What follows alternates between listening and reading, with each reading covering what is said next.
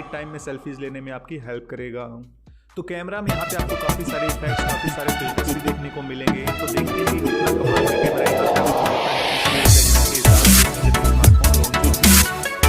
Smartphone में यहाँ पे आपको 44 वोल्ट की फास्ट चार्जिंग का सपोर्ट भी देखने को मिल जाता है और काफ़ी स्लिम डिज़ाइन के साथ में स्मार्टफोन आने वाले हैं दोस्तों।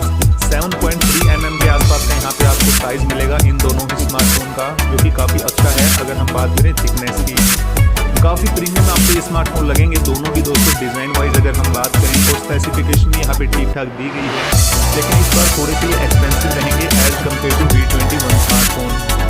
अगर एक्सपेक्टेड प्राइस की बात करें तो यहाँ पे ये स्मार्टफोन 35,000 से लेकर 40,000 तक इस बार जाने वाले हैं। तो आप देख सकते हैं कि कितना ज़्यादा यहाँ पे इंक्रीज हो सकता है स्मार्टफोन को।